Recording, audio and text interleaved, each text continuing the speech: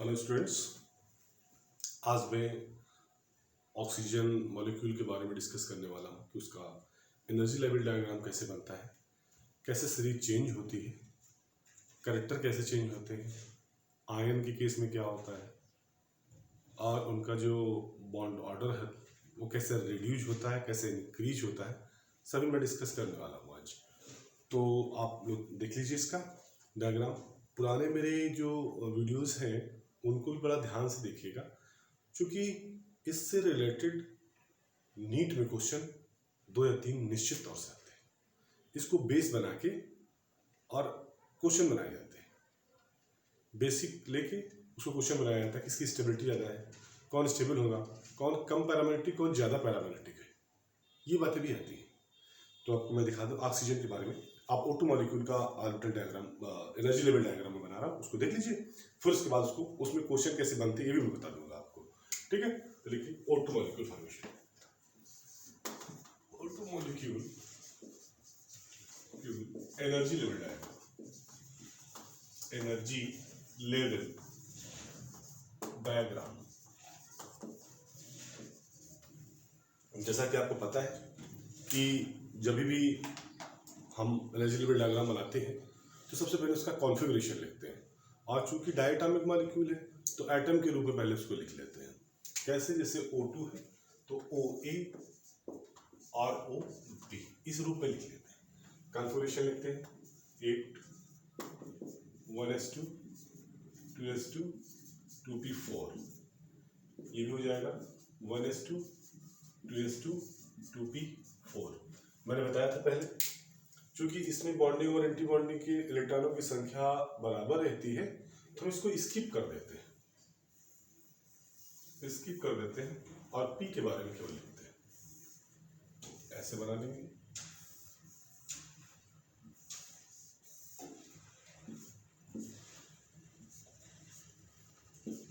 px py pz 1 2 3 और ये 4, इधर भी 1 2 3 और ये 4। This is px py pz। Clear? ऐसे करके हम लिख लेते हैं। अब उसके बाद बीच में हम लिखते हैं मॉलिक्यूलर ऑर्बिटल्स। अब चेंज हो जाती सीरीज कैसे, यहाँ पर आ जाएगा सिग्मा 2p z बॉन्डिंग, यहाँ पर आ जाएगा पाई 2p x बॉन्डिंग, पाई 2p y बॉन्डिंग। फिर ये पाई 2px एंटी बॉन्डिंग, पाई 2p y एंटी बॉन्डिंग। सबसे ऊपर रहेगा orbital sigma 2p z anti bonding. Clear? इनको कहते हैं atomic orbitals. Atomic orbitals of OA कर दीजिए। This is atomic orbitals of OB कर दीजिए। अब यहां पर देखिए कंडीशन क्या हुई बेटा। नाइट्रोजन की पहले तक क्या करते थे हम, इसको नीचे लिखते थे, ये ऑर्बिटल नीचे रहती थी और ये ऊपर रहती थी। क्लियर? अब चेंज क्या होगा, सिस्टम क्या होगा। पहले क्या था, आप प्रेजेंट में क्या है 1 2 2 1, ये हो गया सिस्टम। क्लियर? इलेक्ट्रॉन्स को फिल करना शुरू करते हैं। These are the molecular orbitals, molecular orbitals. Clear? अब क्या करेंगे, 4 इलेक्ट्रॉन है इधर, 4 इधर, 8 इलेक्ट्रॉन्स हो गए। तो 8 इलेक्ट्रॉन्स को हम डिस्ट्रीब्यूट करना शुरू कर देते हैं from lower energy level. This is 1 2 3 4 5 6 7 and last one is 8। Clear? मैंने इसको फिल किया। आप कभी कभी किसी बुक में दे देते हैं, इसको जोड़ देते हैं, हालांकि ये कोई जरूरी नहीं है। ऑर्बिटल इन्हीं की है, ऑर्बिटल इन्हीं से बन रही है, तो ये अंडरस्टूड रहता है। पर आपको अगर नहीं जानकारी है तो आप इसको लिख भी सकते हैं। अब इसका हम बॉन्ड ऑर्डर निकालते हैं। तो बॉन्ड ऑर्डर निकालने का फॉर्मूला में बताया था, Bu equal to NB minus NA by 2। NB क्या है, number of electrons in bonding molecular orbitals। जो मैं बॉन्डिंग लिखता हूं ये वाले ऑर्बिटल, ये एंटी बॉन्डिंग की है। और Na इक्वल टू क्या होता है, number of electrons in anti bonding molecular orbitals।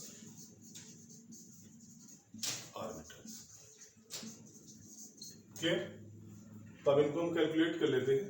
These are the 6 here, 6 minus 2 by 2, it means 4 by 2। तो बॉन्ड ऑर्डर इज 2। ऑक्सीजन और ऑक्सीजन के बीच में डबल बॉन्ड होता है, डबल बॉन्ड। क्लियर? तो बॉन्ड ऑर्डर इसका 2 हो गया। कैरेक्टर कैसा होगा? Due to these single electrons it is paramagnetic in nature. This is paramagnetic in nature, paramagnetic in nature. प्रकृति में कैसा है? पैरामैग्नेटिक है। अब हम इसका एक चार्ट बना लेते हैं। चार्ट में मैं देखता हूं कि O2 मॉलिक्यूल है, दिस इज O2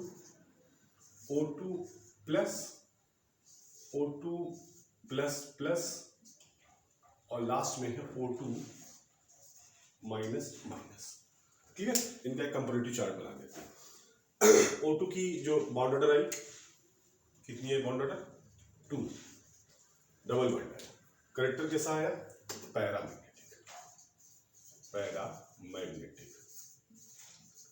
ठीक इन नेचर। प्रकृति से कैसा है? अनुचुंबकीय है। क्लियर? अब हम क्या करते हैं, इन्हीं में से कैटेगराइज करते हैं O2 प्लस। अगर O2 प्लस को हम कंसीडर करेंगे तो O2 प्लस के लिए यहाँ छोटा चार्ट बना देता हूं मैं यहाँ पर O2 प्लस के लिए। तो this is O2 plus, O2 plus. Plus का मतलब एक इलेक्ट्रॉन स्किप हो गया, तो जो एक तरफ कॉन्फ़िगरेशन में कम कर देते हैं। कैसे? 4 जो होता था उसको हम 3 कर देते हैं, 1 2 3। This is Px Py Pz। Clear? इधर भी कंडीशन कर देते हैं, पर इधर इलेक्ट्रॉन नहीं निकलेगा, पूरी ऑर्बिटल होंगी, भरी होंगी। 1 2 3 4। This is Px, this is Py, this is Pz। अब जो O प्लस है atomic orbital,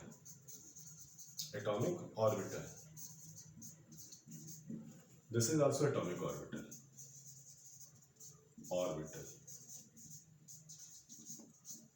this is O plus E कर दें, क्योंकि A से मैं डिस्कस कर रहा हूं, शुरुआत से A लिख रहा हूं, तो A कर दीजिए इसको। दिस इज या A बड़ा ऐसे कर ले, और दिस इज OB कर दें। क्लियर? अब देखिए OB में मैंने किसी प्रकार कोई इलेक्ट्रॉन नहीं निकाला है, इससे एक इलेक्ट्रॉन स्किप हो गया, तो जो बीच में मॉलिक्यूल में इलेक्ट्रॉन भरते हैं उसमें कम आ जाएगा। कैसे? दिस इज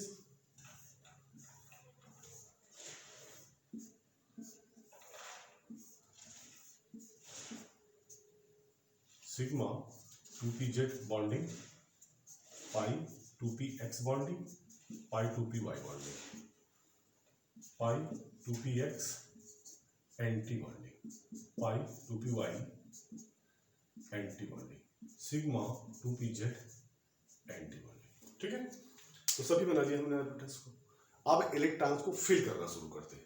तो चूंकि कितने इलेक्ट्रॉन है? 4 इधर है और 3 है, 7 इलेक्ट्रॉन्स है। तो 1 2 3 4 5 6 और दिस इज 7। ओके, तो एंटी बॉन्डिंग में केवल एक इलेक्ट्रॉन पहुंचा, राइट? अब इसका हम बॉन्ड ऑर्डर कैलकुलेट करें तो कैसे करते हैं कि bond order BO of O2 plus 6 minus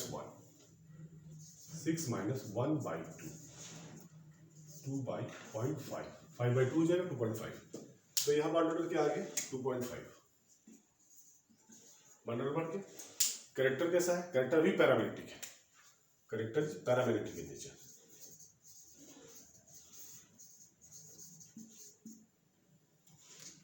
आप प्लस प्लस पे आते हैं, तो प्लस प्लस जब करेंगे हम O2 प्लस प्लस के लिए, तो यहाँ से फिर एक इलेक्ट्रॉन इधर से निकाल देंगे इस बार, तो ये ऐसे हो जाएगा एक, और ये इलेक्ट्रॉन भी कम हो जाएगा, क्योंकि काउंटिंग में 6 नीचे से भर जाएंगे। क्लियर? तो आप बॉन्ड ऑर्डर निकालेंगे O2 प्लस प्लस का, BU of O2 plus plus, तो ये 6/0/2 3 आ जाएगा। तो बॉन्ड ऑर्डर कितना आ जाएगा इसका? 3 बॉन्ड ऑर्डर। अब कैरेक्टर बेटा चेंज हो गया, अब कोई भी इलेक्ट्रॉन हाफ फिल्ड नहीं है, सभी फुल फिल्ड है। तो जब फुल फिल्ड होता है तो वो डायमैग्नेटिक होता है, अगर कोई भी इलेक्ट्रॉन सिंगल इलेक्ट्रॉन ऑक्युपाइड है तो वो होता है पैरामैग्नेटिक। अब इस केस में this is diamagnetic in nature.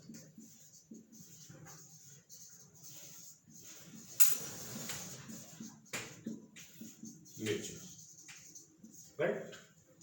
अब लास्ट वाला हम डिस्कस करते हैं O2 minus minus. Minus minus में क्या होता है, इलेक्ट्रॉन आ जाते हैं, तो जो ये कॉन्फ़िगरेशन होगा, यहां पर जो कॉन्फ़िगरेशन होगा, तो हम इसको स्लाइटली यहां लिख लेते हैं।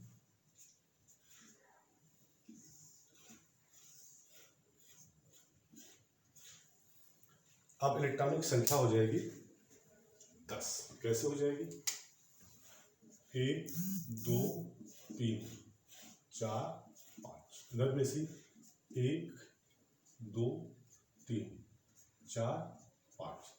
This is OA minus OB, sorry this is A, capital A, B minus. It means one electron is increase from both side, दोनों तरफ से एक इलेक्ट्रॉन बढ़ गया। तो यहां जो फिल करेंगे ये, this is pi 2px pi 2py sigma 2pz pi 2px anti bonding pi 2py anti bonding sigma 2pz anti bonding. Clear? तो इलेक्ट्रॉन फिल करना शुरू करते हैं। ये इलेक्ट्रॉन है 5, ये है 5, नीचे से भरना शुरू करते हैं। 1 2 3 4 5 6, 6 यहाँ हो गया, ये हो गया 7, ये हो गया 8, ये हो गया 9, ये हो गया 10। क्लियर? अब बॉन्ड ऑर्डर जब काउंट करेंगे इसका, बॉन्ड ऑर्डर क्या आएगा? BO of O2 minus minus, तो कितने हो जाएंगे बॉन्डिंग में? 6 माइनस ऊपर है 4/2, तो ये हो जाएगा 2/2। क्लियर? एक बार फिर काउंट कर लीजिए इलेक्ट्रॉन्स को, 5 इधर 5 इधर, ठीक, 10 हो गए। 2 2 4 2 6 2 8 2 10। राइट? हमारा डायरेक्शन सही है। सिंगल बॉन्ड क्या हो जाएगा? Single bond. और करेक्टर कैसा हो जाएगा? दिस इज सिंगल बॉन्ड, और करेक्टर हो जाएगा, क्योंकि सभी फील्ड है तो डायमैग्नेटिक इन नेचर।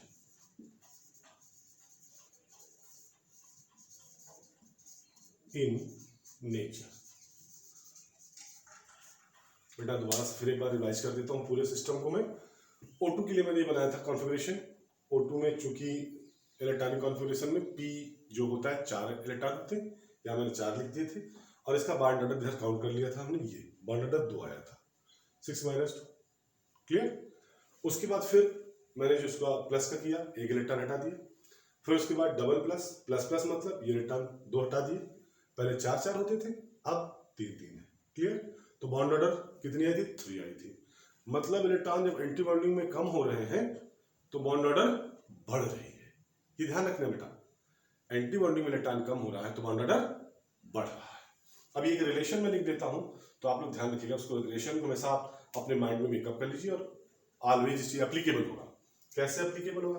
क्योंकि कॉन्सेप्ट जानना एक अलग बात है बेटा, पर उसको एप्लीकेबल करना या जो प्रैक्टिकल इम्प्लीमेंटेशन होता है कि उसको हम कैसे न्यूमेरिकल में पुट अप करेंगे और कैसे उससे उसके कैरेक्टर या जो क्वेश्चन में पूछा जा रहा है वो कैसे निकालेंगे, वो जानना जरूरी होता है बेटा। ये सब तो आप थ्योरेटिकल है, पार्ट है, बुक्स में लिखा होगा, कहीं कोई टीचर आपको बता देगा, सब कोई कुछ ना कहीं से आपको अवेलेबल हो जाएगा, ठीक है।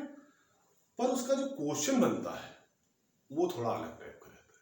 वो आपको पूछेगा, जैसे ये चारों दे दिए और पूछ लिया कि which molecule have highest bond order.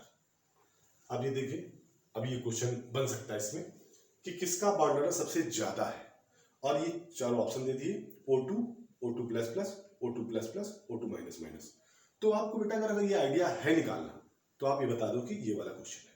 और मैं दावा करता हूं कि 2 या 3 क्वेश्चन निश्चित तौर से नीट हर कंपटीशन में, जे एडवांस में हो या मेंस में हो, उसमें भी क्वेश्चन पूछे जाते हैं और इसमें भी क्वेश्चन आएंगे, और आपके यूपी बोर्ड में भी क्वेश्चन आते हैं इसके, आईएससी बोर्ड में भी, इंटरमीडिएट में आते हैं, सीबीएसई बोर्ड में भी क्वेश्चन आते हैं। ऐसा नहीं है कि मतलब ये बहुत अनटच्ड टॉपिक हो, पर आपके समझने के लिए बहुत जरूरी है, बेहद जरूरी है। मैं इसका एक रिलेशन आपको बता देता हूँ। आप इतना पहले आप तो पूरा ब्रैकेट बना के और इसको नोट कर लीजिए निकालने के तरीके, और पूरा इसका एक स्क्रीनशॉट ले लीजिए पूरे का।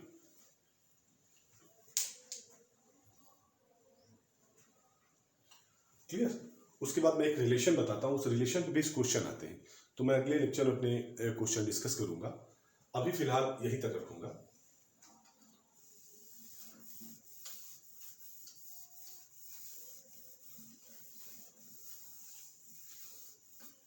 एक रिलेशन होता है bond order, bond order directly proportional to stability.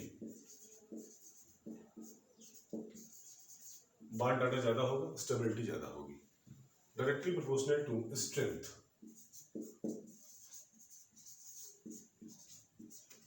Directly proportional to strength. Bond order ज्यादा है, स्ट्रेंथ भी ज्यादा होगी। और inversely proportional to bond length,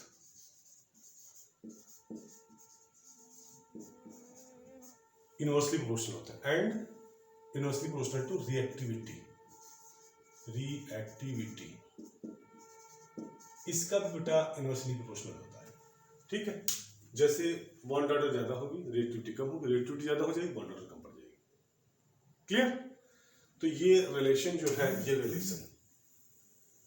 relation आपके लिए बेहद जरूरी है, और जरूरी इसलिए है कि ये इस रिलेशन पे बेस आपको क्वेश्चन पूछा जाएगा। जैसे मैं पूछ लूँ आपसे कि यहाँ पर HO यानी होमो और लूमो क्या है, यहाँ पर इस कंडीशन में what is, this is HOMO, HOMO this is LUMO. अब why HOMO, HOMO and LUMO, this is higher occupied molecular orbital. This is lower unoccupied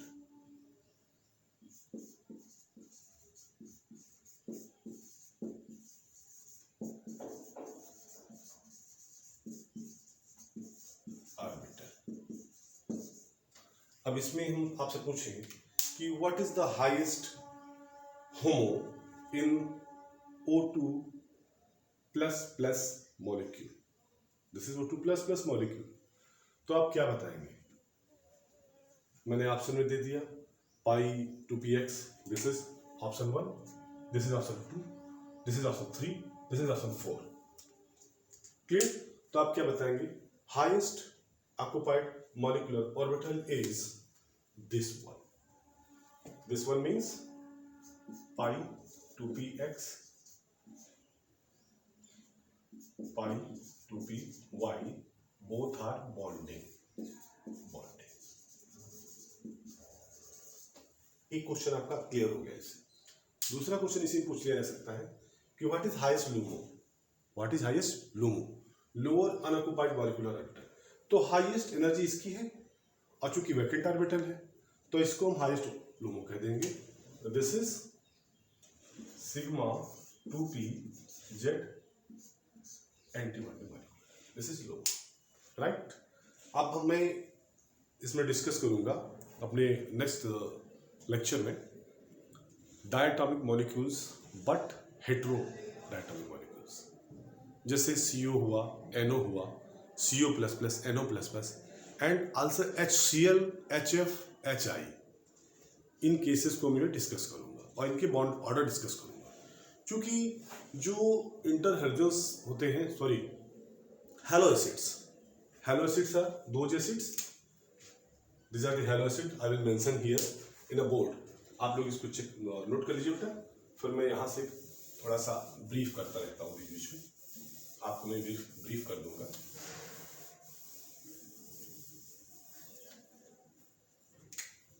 हेट्रोडाइटोमिक molecules, हेट्रोडाइटोमिक molecules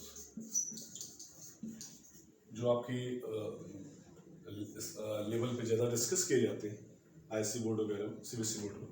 these are the CO, NO,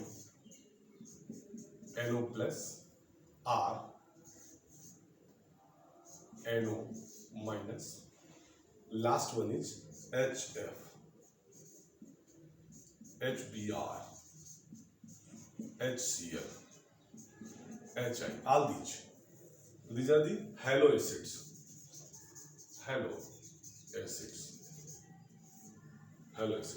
मैं इनके बारे में discuss करूंगा मेरे last lecture में, जो मैं एनर्जी लेवल डायग्राम का लास्ट लेक्चर बनाऊंगा, तो उसमें इसको डिस्कस करूंगा और कितनी क्वेश्चन बन सकते हैं इससे पॉसिबल।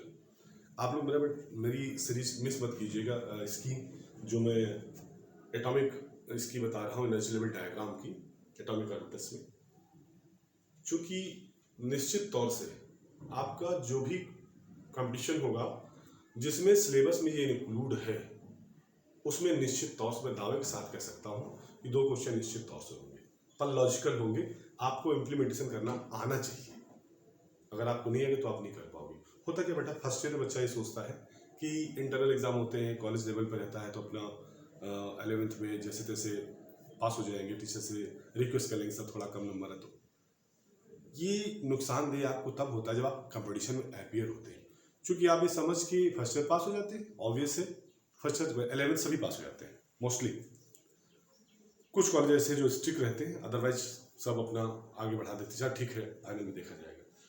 पर किसी कंपटीशन में 10+2 में ये नहीं लिखा होता है बेटा कि केवल इंटरमीडिएट का सिलेबस पूछा जाएगा, आपसे फर्स्ट ईयर सिलेबस डिस्कस नहीं किया जाए, कहीं नहीं लिखा होता है। और बेटा क्वेश्चन जब फर्स्ट ईयर से बन जाता है तो आप लोग देखते रहते हैं है क्या करिए, आखिर कहाँ से आ गया क्वेश्चन, ये एकदम से मतलब हम तो फर्स्ट ईयर छोड़ चुके थे यार, ये तो आउट ऑफ सिलेबस हो गया, इस टाइप के आर्ग्यूमेंट आप लोग देते हैं।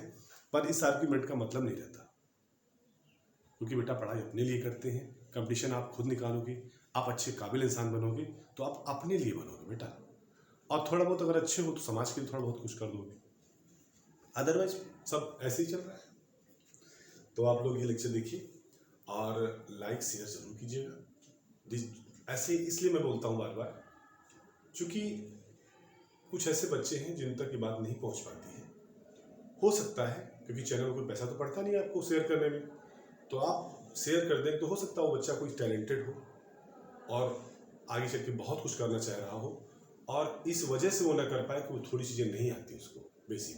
बेटा सब यहीं आके पढ़ना होता है, सब इसी दुनिया में सब सीखते हैं, सभी के पास 24 घंटे होते हैं और सभी के अपना टारगेट होता है। तो आप टारगेट सेट करके पढ़ाई कीजिए। No doubt success is depend on right approach, not on labour. अगर लेबर पर डिपेंड करता तो रिक्शे वाला सबसे ज़्यादा लेबर करता है, पर क्या वो काबिल है? Okay, all the best.